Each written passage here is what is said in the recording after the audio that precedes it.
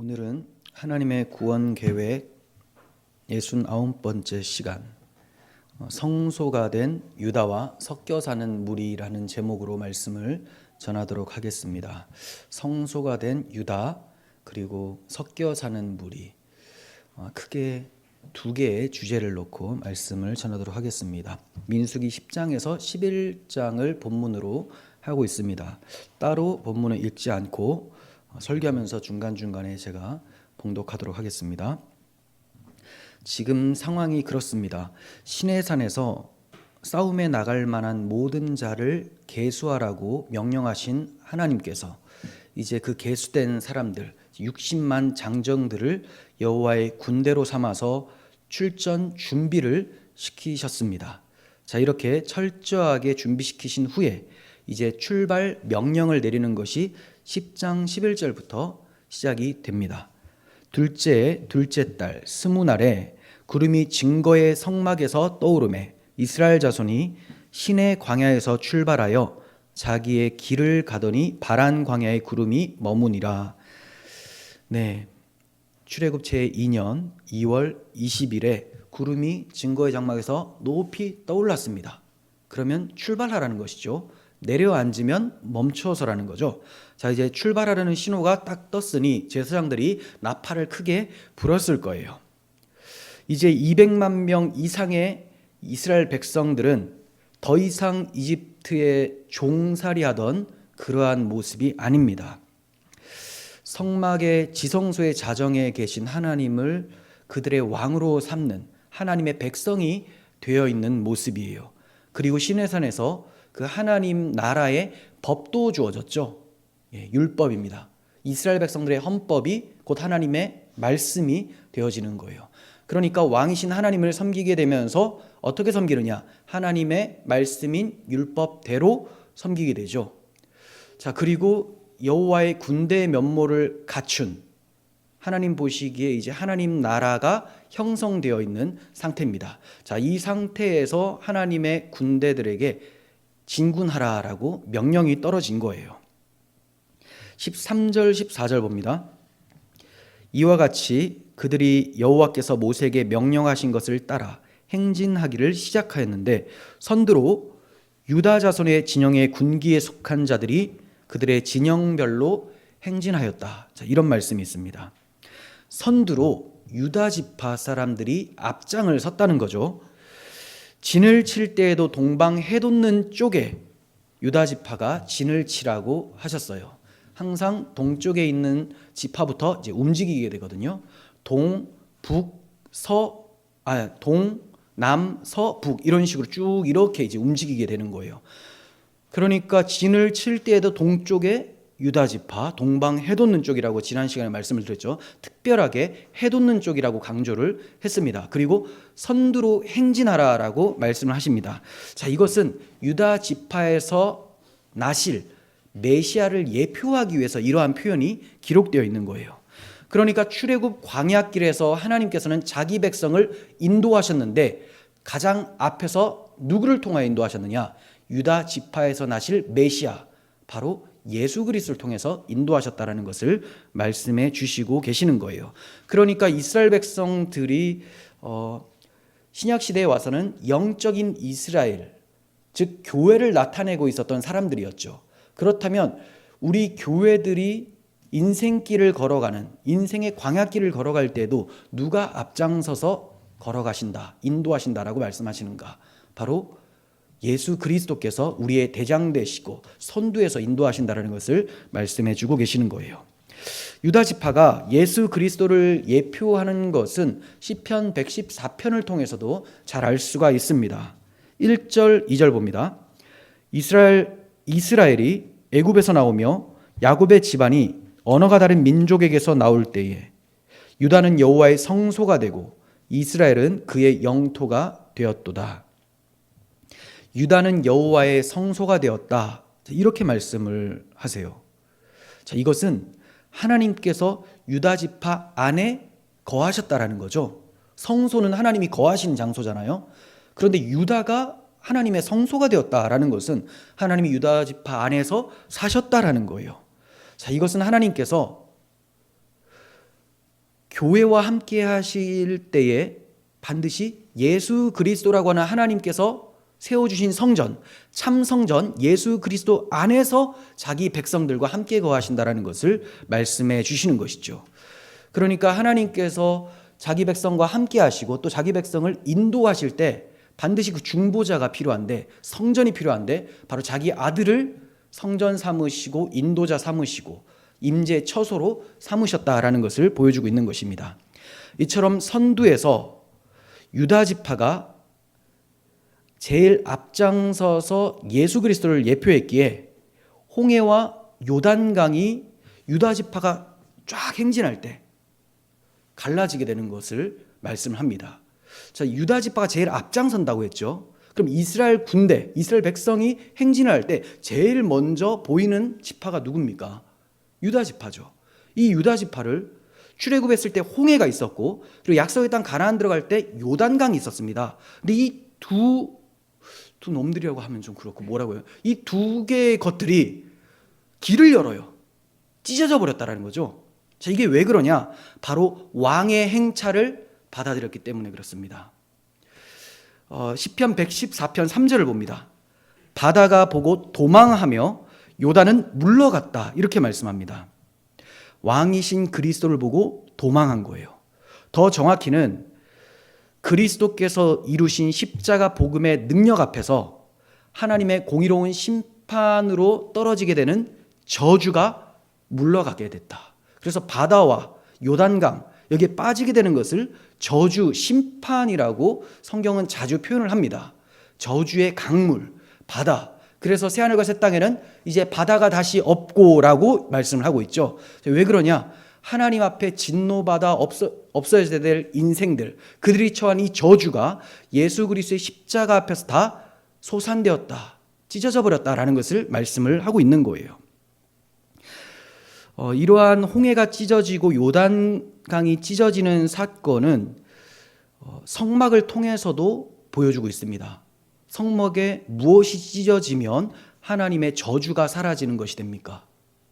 하나님과 죄인은 만날 수 없다라고 하면서 성소 휘장이 있죠. 지성소 휘장이 찢어져 버리면 이제 하나님의 저주가 물러가고 하나님이 자기 백성을 함께 하신다라는 거죠. 자, 이렇게 홍해가 찢어지고 요단강이 찢어짐을, 그리고 휘장을 찢어짐을 통해서 하나님의 아들께서 십자가에서 자기 육체를 찢으심으로 우리에게 임할 저주가 물러가게 됐다는 것을 구약시대 때부터 보여주고 계셨던 것이죠. 이렇게 하나님께서는 우리와 함께하기를 원하십니다. 어느 정도로? 자기 아들을 내어주시기까지. 그래서 단순히 홍해가 갈라지고 요단이 갈라지는 것, 하나님이 천지 만물을 창조하시고 주관하시는 능력 있으신 하나님이시다. 자, 이 정도로만 볼 게 아니라는 거죠. 그건 너무나 당연한 거죠. 창조주니까 당연히 바다와 바람을 잠잠케 하는 게 맞아요. 그런데 하나님께서 이런 현상을 보여주신 이유는 자기 아들을 내어주신 그 십자가의 사랑의 능력이 이렇게 크다라는 것을 보여주기 위해서라는 거죠. 그러니 홍해가 갈라지고 요단이 찢어지는 이 사건을 통해서 나를 위한 하나님의 마음을 발견할 수 있어야 되는 것입니다.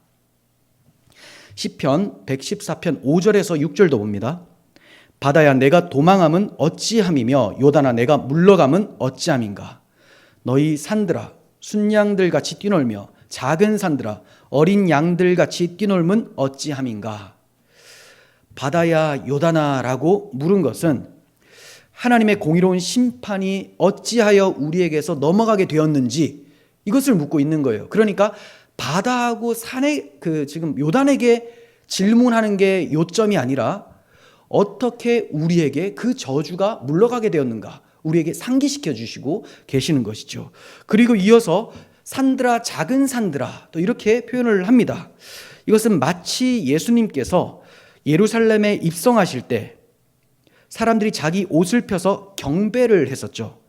이와 같이 산들과 작은 산들이 순양들 같이 뛰놀며 어린 양들 같이 뛰놀게 된 것, 그리스도께서 오실 때 하나님의 백성들이 기뻐 뛰며 영접하게 된 이러한 것이 어떻게 발생하게 되었는가?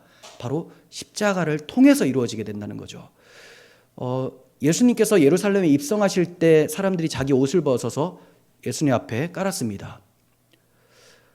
이것은 시편 24편 7절 9절에서 여러분 잘 아시는 찬송 있죠? 그 문들아 머리 들어라, 들릴지어다 영원한 문들아, 영광의 왕이 들어가신다. 자, 이 말씀이 나옵니다. 이와 같이 그리스도께서 왕으로 오시는 것을 영접하며 길을 열어드렸던 거예요. 그런데 이렇게 열어드렸던 사람들이 십자가 앞에서 다 도망가 버리죠. 다 배신합니다. 결국은 이러한 모습을 통해서 진정한 영접은 그리스도의 십자가에서, 또 그 십자가에서 나오시는 성령, 십자가를 증거하시는 성령으로 하나님의 백성들이 이루어지게 되면 이 사람들은 진정으로 자기를 엎드려서 쳐서 복종시켜서 그리스도 오실 길을 예비하고 영접하며 다시 오실 그리스도를 나타내는 사람들이 된다. 이것을 말씀해 주고 있는 것입니다. 그래서 바다와 요단, 산들, 작은 산들, 자, 이러한 피조 세계에 대해서 질문하는 것이 초점이 아니라 우리들에게 너희들의 구원이 어떻게 발생되었는지, 너희가 기뻐 뛰며 영접하는 그 이유가 무엇인지를 말씀하고 있는 것입니다. 민수기 10장 17절에서 17절 21절 따로따로 봅니다.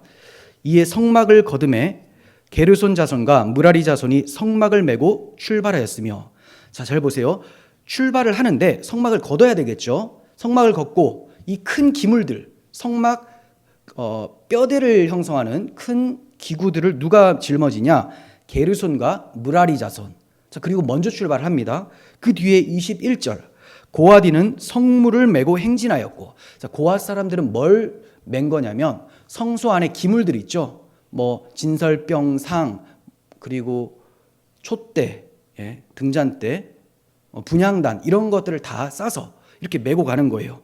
그러니까 가장 큰 그런 기구들, 뼈대를 세우는 그러한 기물들을 먼저 출발시키고, 그리고 이제 그 안에 채워지는 내용들을 중요하지만 자그마한 그런 기물들을 뒤에 고앗 자손이 가지고 들어가게 되는 것이죠. 자, 그래서 고앗 자손들이 이르기 전에 성막이 세워졌다라고 말씀을 하는 거예요. 그 이유를 아시겠죠? 무라리와 게르손이 먼저 가서 텐트를 치면, 성막을 치면 이제 고앗이 와서 그 안에 기물들을 집어넣는 거죠. 자, 그리고 나서 누가 들어오게 되느냐? 지금 게르손, 무라리, 고앗은 레위 지파입니다. 레위 지파가 이스라엘 백성보다 앞서가요. 자, 그러면 고앗이 이렇게 성막에다 성막 기물까지 다 넣었어요. 그리고 누가 뒤에 따라옵니까? 이스라엘 백성이 따라오죠. 그럼 저들이 딱 멈춰선 그 장소에서 가장 먼저 보게 되는 것이 무엇일까요? 성막이라는 거예요. 성막. 이스라엘 백성들이 눈을 들어서 딱 보니 성막이 앞서 가셨다라는 것을 알게 되죠. 이와 같이 광야 인생길에서 가장 앞서 가시는 분이 하나님이시라는 것을 잊지 말도록 하기 위해서 하나님께서 이 순서까지도 만들어 주셨다라는 것이죠. 이 점은 33절, 34절에서도 나타납니다. 그들이 여호와의 산에서 떠나 3일 길을 갈 때 여호와의 언약궤가 그 3일 길에 앞서가며 그들의 쉴 곳을 찾았고, 그들이 진영을 떠날 때 낮에는 여호와의 구름이 그 위에 덮였더라. 네, 앞서갔다, 인도하셨다라는 거죠. 그 위에 덮였더라라는 것은 임재하셨다, 함께 하셨다라는 것이죠. 보통은 가장 중요한 것이 법궤이기 때문에 이 법궤를 중앙에 둬야 안전하다고 생각을 하겠죠. 그런데 지난번에도 말씀드렸다시피 이스라엘 백성들이 진영을 형성을 할 때 어디 중심으로 형성을 한다고 했습니까? 성막, 언약궤 중심으로 형성이 된다고 했어요. 그래서 텐트의 문을 성막을 향해서 엽니다. 그러니 저들은 대적들과 싸울 자세가 안 되어 있는 거예요. 그럼 어떻게 싸우냐? 언약궤를 바라보면서 하나님 도와주세요. 이게 싸움이라는 거예요. 자, 그래서 일반적인 생각으로는 당연히 언약궤가 중간에 있어야지, 뭐 행진을 할 때도 중간에 있어야지 언약궤를 보호해야 되는 거 아닌가 생각하겠지만 이스라엘 백성들은 그런 게 아닙니다. 하나님께서 이스라엘 백성을 지켜주는 거예요. 이스라엘 백성들이 하나님을 지키는 게 아니라는 거죠. 우리가 하나님을 지키는 게 아닙니다. 하나님이 자기 백성인 우리를 지켜주시는 거예요. 그래서 언약궤가 가장 앞서가게 되는 겁니다. 가장 앞서 그들을 인도하시고, 그리고 쉴 곳을 찾았다라고 해요. 우리가 쉴 곳도 우리가 정하는 게 아니에요. 하나님께서 먼저 앞서가셔서 자, 여기서 쉬어라 라고 하면 거기서 쉬는 겁니다. 그 쉬는 게 어디냐? 하나님이 허락하시는 모든 상황들에서 하나님은 우리에게 쉼을 얻기를 원하신다는 거죠. 네가 내 안에 있으면 이곳이 바로 쉴 만한 물가다. 우리가 생각할 때는 어떤 내가 생각하는 좋은 환경이 펼쳐져야지 이게 쉴 만한 물가가 아닐까라고 생각하는데, 다윗은 이렇게 찬송했습니다. 내 대적 원수 앞에서 목전에서 상을 차려주신다.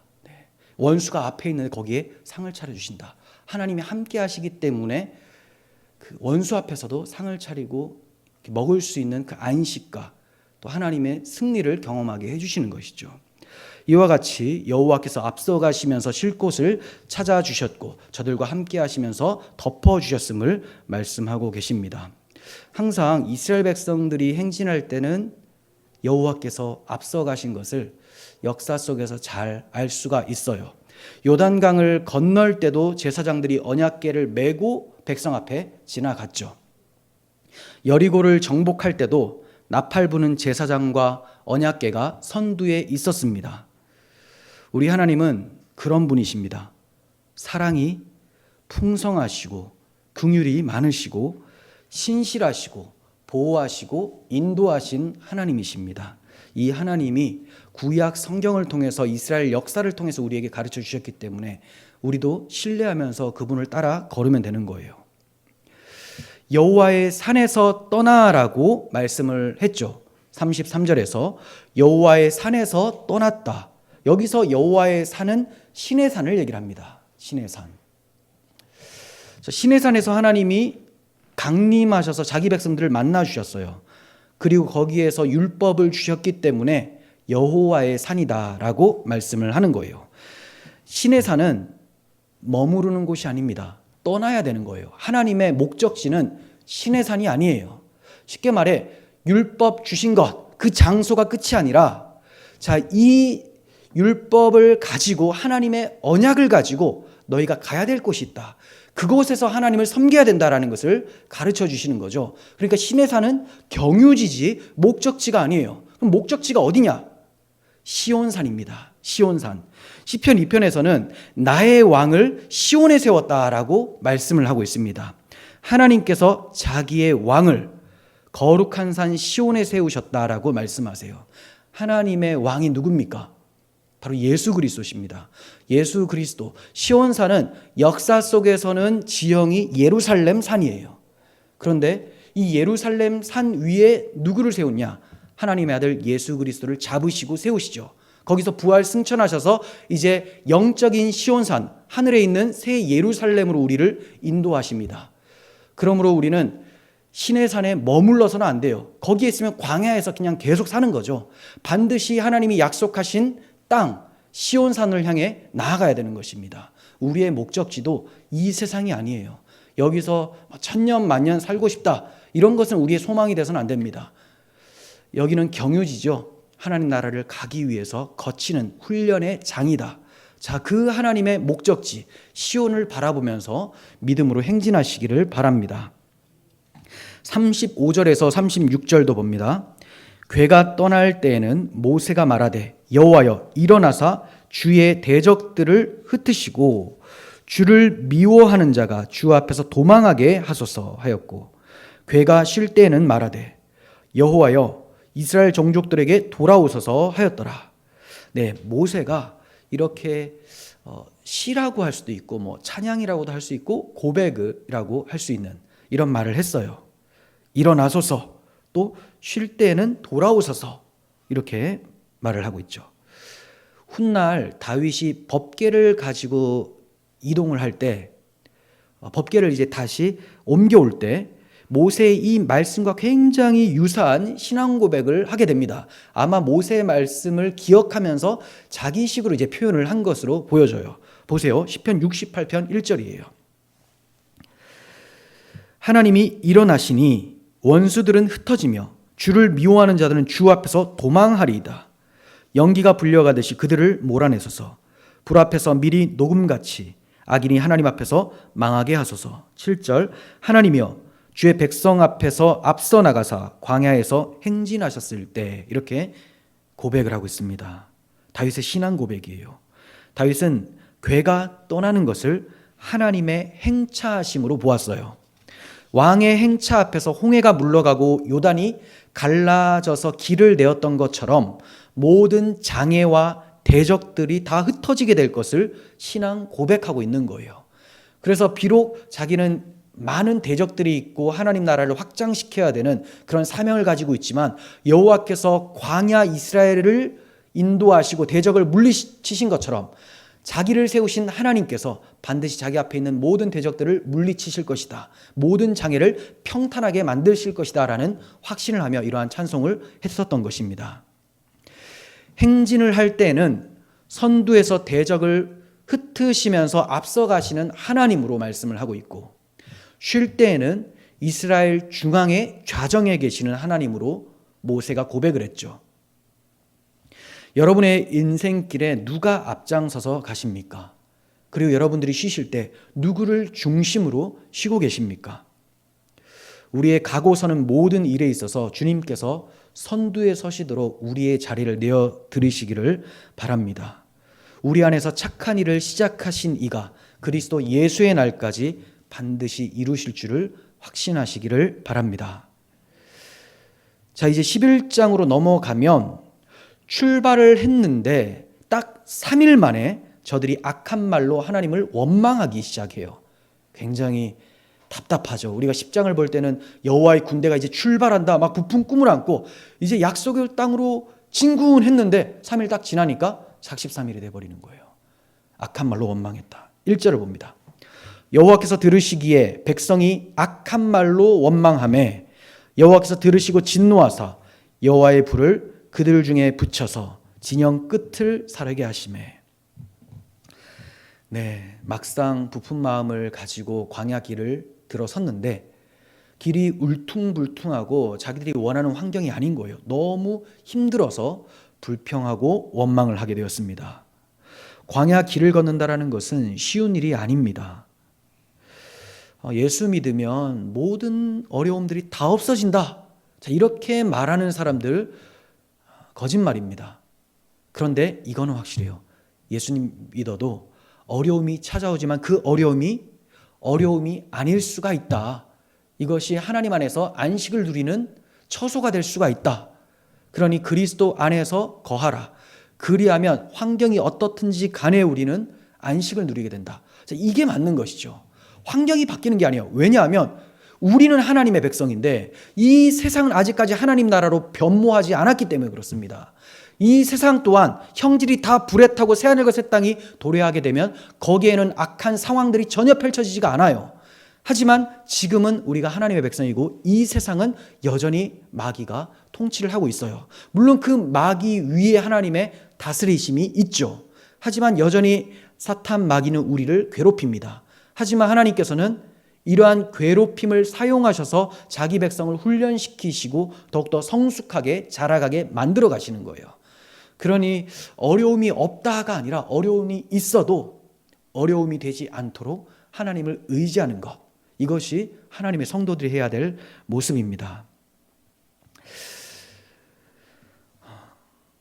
우리도 천국을 향해 걸어가는 광야 인생길에서 마음을 제대로 굳게 붙잡지 않으면 이스라엘 백성들처럼 작심삼일 하나님께 악한 말로 원망을 할 수가 있어요. 생각도 하기 싫죠. 어떻게 하나님을 내 입으로 악한 말로 원망할 수 있을까?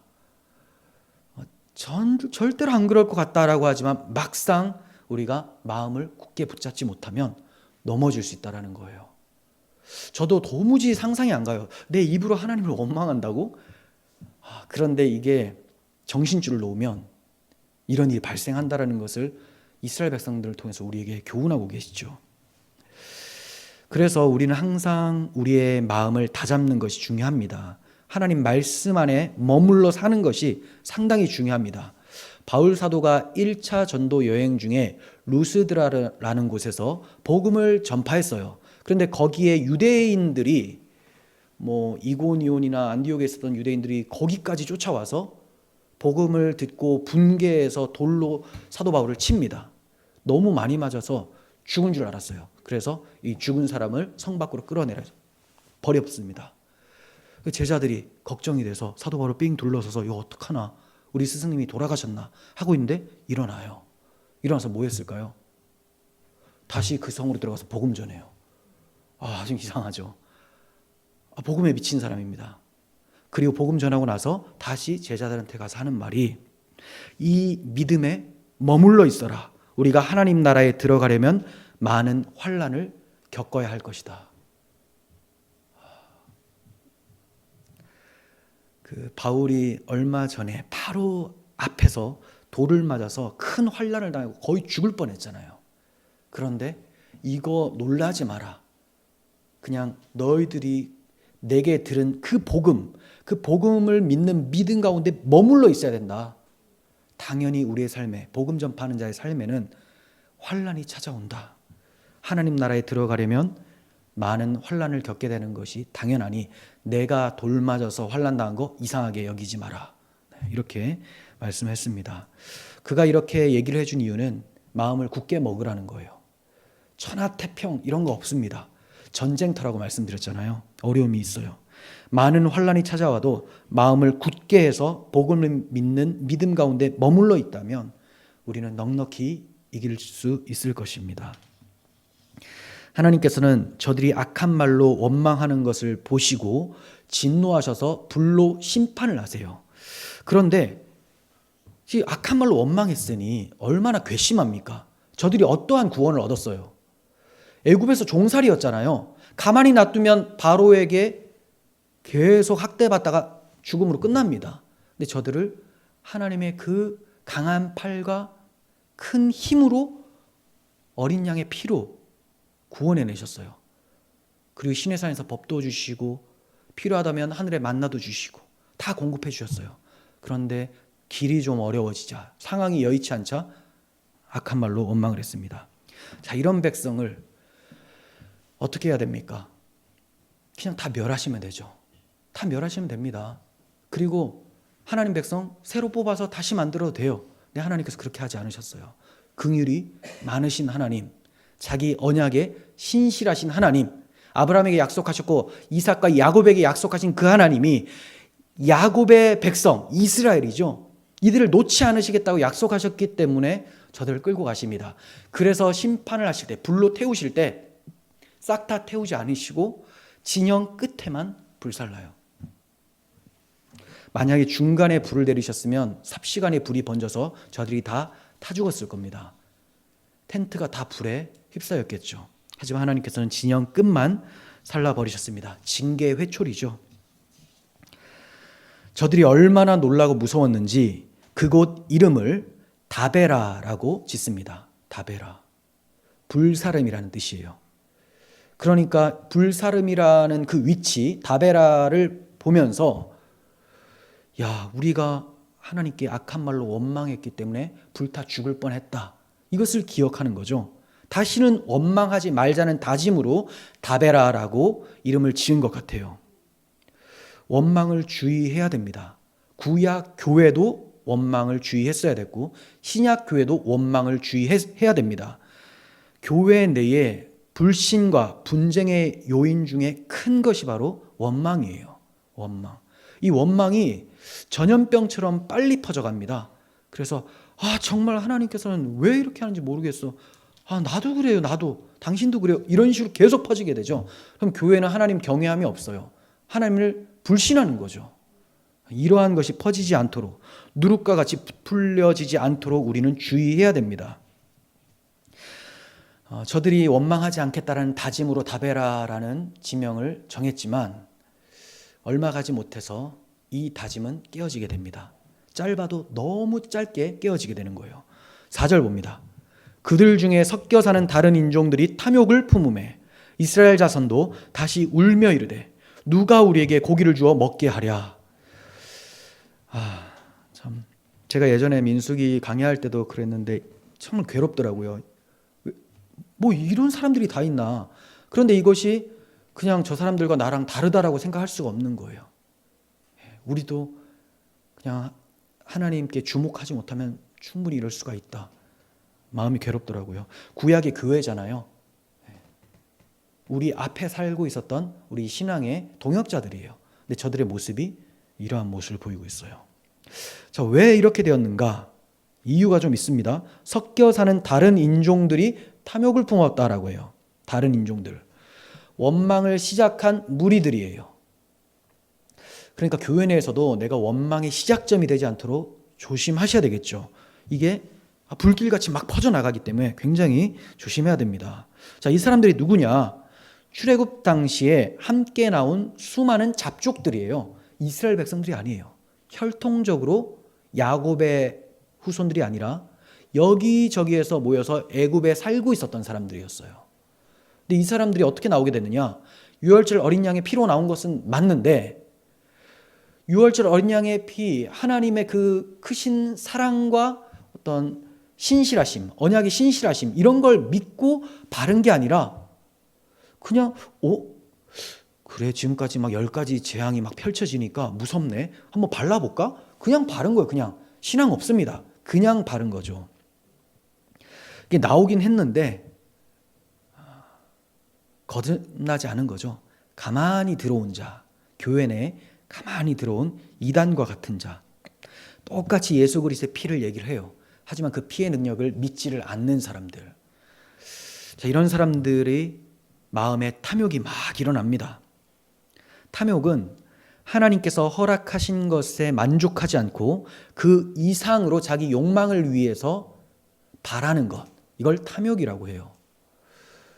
그러니 우리는 탐욕을 다 가지고 있죠. 항상 하나님께서 허락하신 것에 만족을 누려야 되는데 그 만족함이 잘 없죠. 어려워도 감사, 찬송 그래야 된다는 걸 알지만 그게 잘 안 나옵니다. 그러므로 우리도 계속 이 탐욕이 스물스물 올라오는 것을 보게 됩니다. 하지만 우리는 이것이 잘못된 것을 알고 이것과 싸웁니다. 하지만 이 잡족들은 그런 생각이 없어요. 하나님을 경외함이 없기 때문에, 믿지 않기 때문에. 그래서 하나님이 주신 것에 만족하지 못하고 어떤 욕망을 채우기 위해서 무언가를 간절히 바라요. 원망이 일어나죠.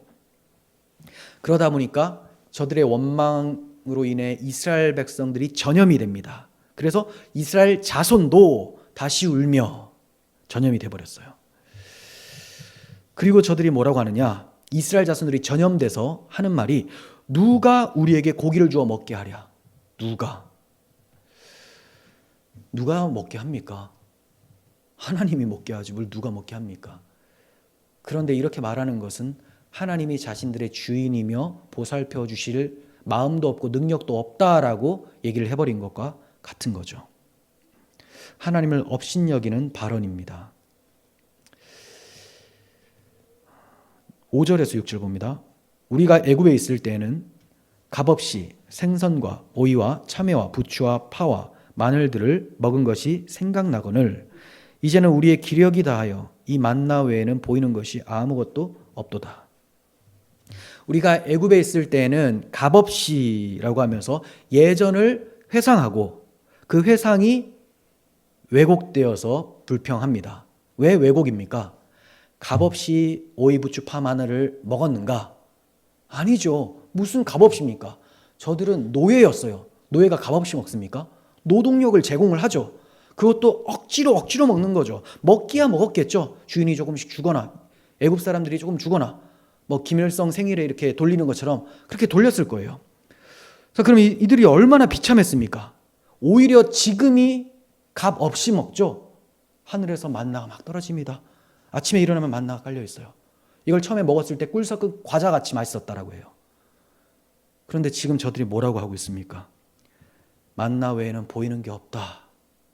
그리고 하나님의 은혜로 지금까지 먹으면서 지내왔는데 이것은 보이지 않고 애굽에 있었을 때가 값없이 먹었었던 때다라고 그 생각이 왜곡되어서 나오고 있습니다.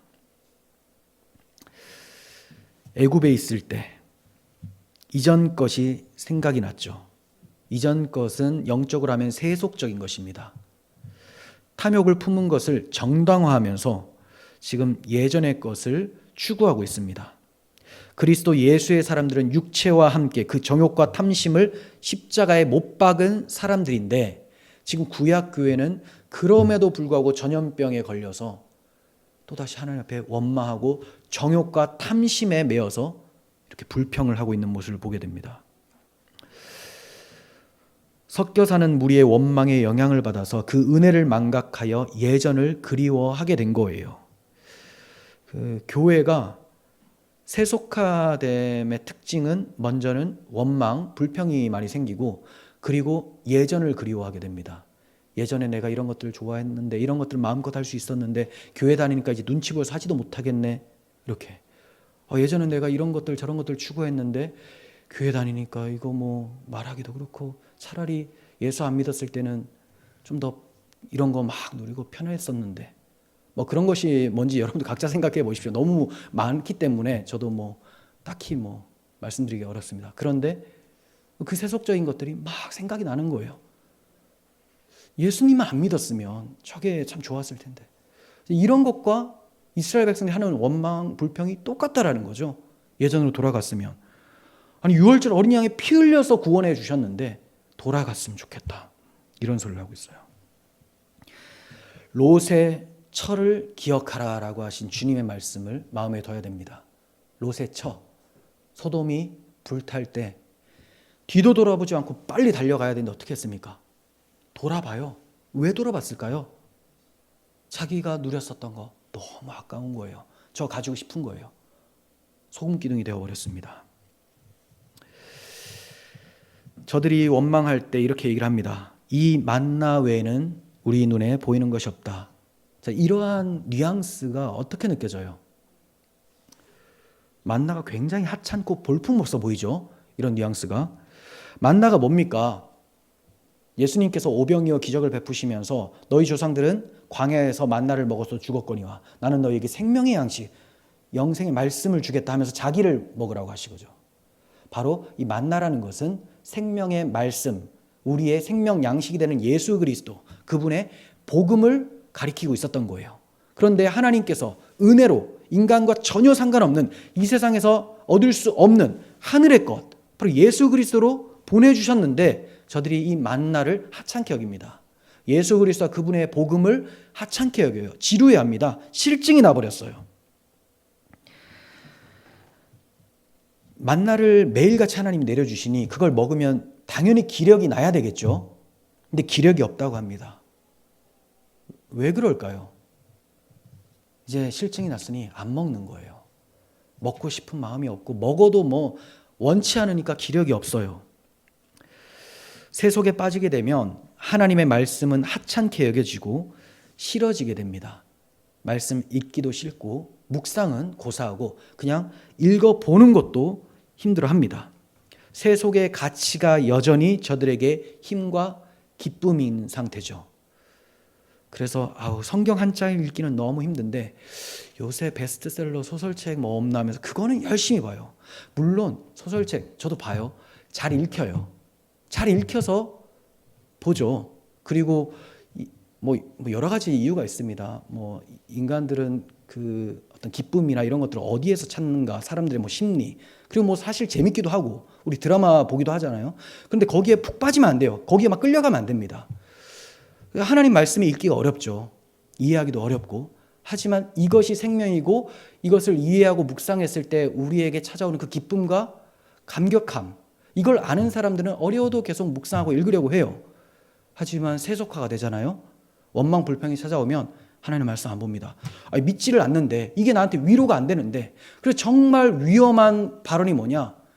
하나님 말씀이 더 이상 위로가 안 됩니다. 설교를 들어도 위로가 안 돼요. 이거는 설교의 문제일 수도 있겠지만 성경적 설교를 했는데 위로가 안 된다는 것은 내 마음이 세속화되어 버린 거죠. 섞여 사는 다른 무리에게 전염이 돼 버린 거예요. 이걸 조심하셔야 됩니다. 항상 하나님 말씀이 달콤하면 얼마나 좋겠습니까? 그런데 정신줄을 놓으면 만나 외에 보이는 게 없다 하면서 투덜투덜하게 되는 거죠. 저들의 극심한 치명적인 죄가 두 가지. 애굽으로 돌아가자 한 죄. 또 하나는 만나를 하찮게 여기면서 거부한 죄라는 거죠.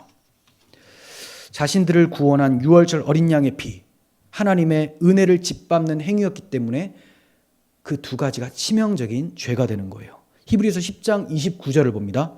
하물며 하나님의 아들을 짓밟고 자기를 거룩하게 한 언약의 피를 부정한 것으로 여기고 은혜의 성령을 욕되게 한 자가 당연히 받을 형벌은 얼마나 더 무겁겠느냐.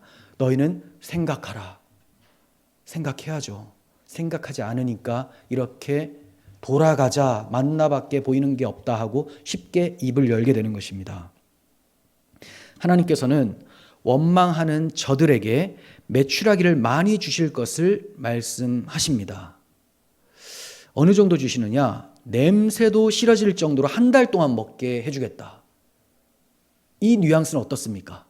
하나님이 기쁨의 응답을 하신 거예요? 심판의 응답을 하신 거예요? 심판의 응답이죠. 계속 떼쓰면서 엉뚱한 거 추구하니까 그래? 너 냄새도 맡기 싫을 정도로 내가 줄게. 이 느낌이에요. 그래, 그거 그렇게 좋아? 한번 먹고 죽어봐라. 이거예요. 먹고 죽어봐라. 마치 이스라엘 백성들이 가나안 땅에 들어가서 눈에 보이는 왕이 없자 왕을 구하죠. 분명히 왕은 하나님이신데 그 하나님이 눈에 보이지 않으니까 우리에게도 이방의 왕 같은 사람 왕을 좀 세워주세요라고 사무엘에게 요구를 하게 되죠. 사무엘이 굉장히 마음이 힘들었습니다. 아니 내가 사사고 제사장인데 나를 버린 것 같다. 그래서 하나님께 얘기를 해요. 하나님께서 너를 버린 게 아니라 나를 버린 것이다. 내가 저들의 말을 들어주겠다 하시면서 응답을 해주신데 그게 사울 왕이에요. 기쁨의 응답입니까? 회초리죠. 그래서 사울 왕으로 다스렸더니 이스라엘 백성들이 이제 점점 타락하게 되고 전쟁에서 패배하게 되고 결국은 사람이 세운 왕은 죽음으로 마치게 되는 것이 사무엘상 끝부분이죠. 그렇습니다. 우리가 무언가를 받았다고 해서 그걸 다 좋은 것으로 여기면 안 돼요. 어떤 식으로 받았는가, 무엇을 간구했는데 무엇을 받았는가, 이것이 중요합니다. 이제 메추라기가 저들에게 내려졌어요. 이에 대한 저들의 반응을 보면 심히 창피합니다. 32절 보세요. 백성이 일어나 그날 종일 종야와, 그러니까 하루 종일 아침부터 저녁까지 그 이튿날 종일토록 메추라기를 모으니, 얼마나 좋으면 쉬지 않고 모으는 거예요. 그러니까 이렇게 보시면 돼요. 하늘에서 돈다발이 떨어진 거예요. 막 모아요. 언제까지? 예배 드리러 가야 되는데 돈 모으고 있는 거예요. 예배 안 드려요. 기도할 시간인데 계속 모으고 있는 거예요.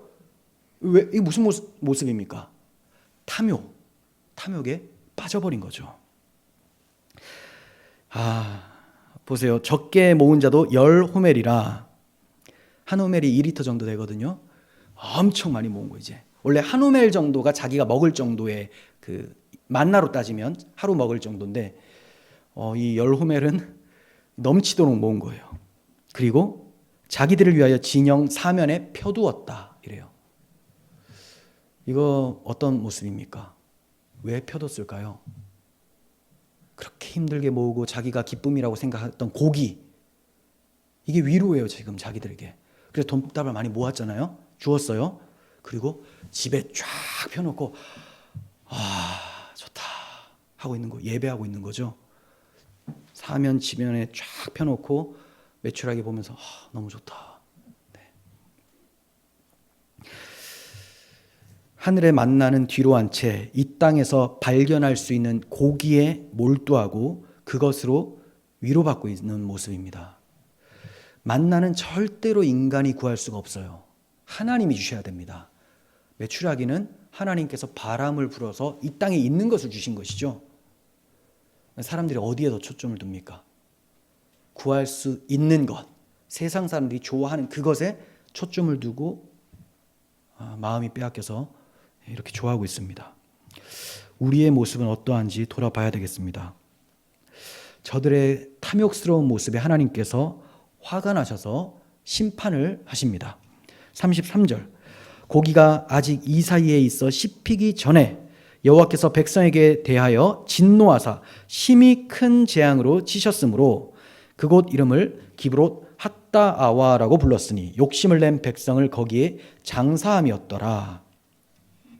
하나님께서 심판을 내리시는데 어떤 식으로 심히 큰 재앙이 내려진지는 모르겠어요. 불이 내렸을 수도 있고 또 갑자기 전염병에 걸려서 죽었을 수도 있는데 이렇게 표현하고 있습니다. 이 사이에 씹히기도 전에. 자, 이것은 고기를 맛을 보지도 못하고 죽었다. 뭐 이렇게 볼 수도 있겠죠. 네. 이 문장만 보면 그렇게 보여요. 그런데 이제 나중에 여러분 보세요. 시편 78편 27절 이하를 보시면 이게 맛도 보기 전에가 아니고요. 많이 먹었는데도 끊임없이 계속 입에 집어넣어서 말하지 못할 정도로 이 입에서 계속 씹고 있는 상태 있죠. 이 상태에서 죽었다라는 거예요. 너무 좋아서 맛있어. 먹방을 찍고 있는 거예요. 너무 맛있다, 너무 맛있다 하다가 하나님이 저거 입에서 언제 끝내나 기다리다 안 되겠다 치신 거죠. 참 탐욕이 엄청납니다. 만나가 생명의 양식이라면 하나님의 말씀이 생명 양식이지 않습니까? 자, 그렇다면 메추라기는 뭐가 될까요? 육의 양식이 되겠죠. 세상의 가치, 세상 교훈이 됩니다. 그렇습니다. 말세의 때에는 사람이 바른 교훈을 받질 않아요. 귀가 가려워서 자기 사욕을 따를 스승을 많이 두게 되고 귀를 진리에서 돌이켜 허탄한 이야기를 따르는 사람들이 많아집니다. 지금 이스라엘 백성들도 말세의 모습을 보여주고 있죠. 이때는 말세가 아닌데 말세는 예수님 오셨을 때부터예요. 이때부터 벌써 말세의 모습이 저들에게 싹 나타나고 있는 거죠. 그러니까 에덴 동산 타락하면서부터 이 말세의 모습은 계속 나타나다가 주님 오시면 확 드러나게 되는 겁니다. 바른 교훈에 귀를 기울이지 않아요. 자기 사리사욕을 위해서 스승들을 많이 두고 난 이 사람한테 배울래. 이 사람이 말을 잘하네. 허탄한 이야기를 따라갑니다. 이게 바로 만나는 치워버리고 메추라기를 쫓아 사는 그런 모습이죠. 메추라기의 목매는 이스라엘과 허탄한 이야기의 목매는 오늘날 교인들의 모습과 굉장히 일치가 됩니다. 유튜브에도 정말 다른 복음들이 너무나 많죠. 목사라는 이름을 가지고 있지만 자유주의 신학에 매몰되어서 그리스도의 육체의 부활과 또 승천과 다시 오심 이런 거 다 거부하고 영지주의적으로나 율법주의나 쾌락과 방종으로 이르게 하는 그런 교리들이 난무하는데 그런 채널들은 승승장구합니다. 물론 다 나중에는 폭파되죠. 주님 오시면 사라지니까. 그런데 마치 잘 되는 것 같아요. 악인의 형통을 부려할 필요는 없습니다. 자, 그들의 결말은 지금 돌이키지 않으면 기브롯 핫다와 탐욕의 무덤이 되는 거예요. 기브롯 핫다와 저들이 거기에서 탐욕을 부리다가 죽어서 장사되었다. 탐욕의 무덤. 여러분, 탐욕의 끝은 멸망입니다. 무덤이에요. 바울 사도는 탐욕스러운 자들의 마침이 멸망이라고 해요. 그들의 마침은 멸망이요. 이렇게 말씀을 합니다. 탐심은 우상숭배이기 때문에 우상숭배의 끝은 반드시 멸망입니다. 이 세상은 탐욕으로 가득 차 있습니다. 하나님 외에 다른 것으로 공허함을 채우려는 시도를 안간 힘을 쓰고 갖가지 방법을 다해서 따내려고 합니다. 우리가 세상을 보면서 이 세상이야말로 기브롯 핫다와다, 탐욕의 무덤이다 라고 인식을 한다면 정말 복된 거예요.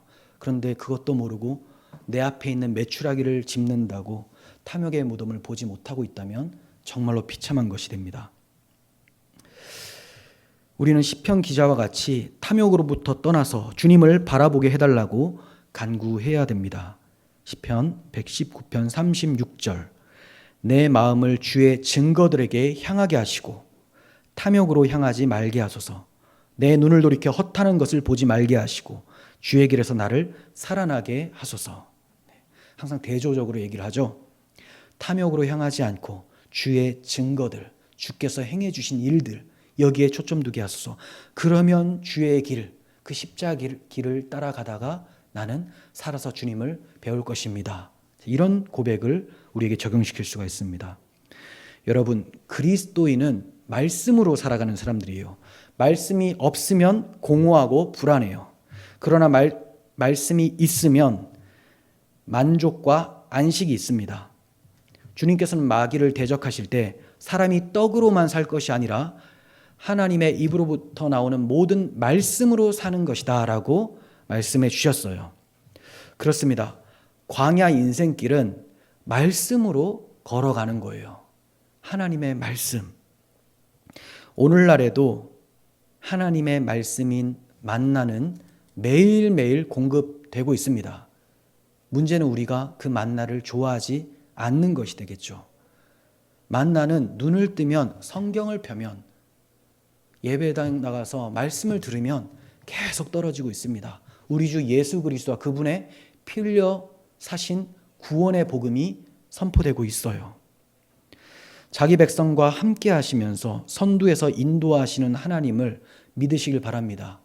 그리고 하나님의 그 약속의 말씀, 복음을 가슴 깊이 새겨두시고 앞서가신 하나님을 쫓아 그렇게 살아가시면 하나님 기뻐하시는 약속의 땅에 반드시 이르게 되실 줄을 믿습니다. 기도하겠습니다. 하나님 아버지, 우리는 늘 배반하나 하나님은 한 번도 우리를 배반하지 아니하시고 긍휼과 신실하심으로 저희를 대해 주셨습니다. 지금까지 인도하신 그 하나님께서 저희의 부족함을 긍휼히 여겨주시고 인내하심으로 끝까지 하나님 나라로 인도하여 드리실 것을 믿습니다. 그때까지 날마다 주시는 만나를 귀하게 여기며 그리스도 안에서 복음의 풍성을 따라 주님을 쫓아 살게 하여 주시옵소서. 우리 구주 예수 그리스도의 이름으로 기도합니다. 아멘.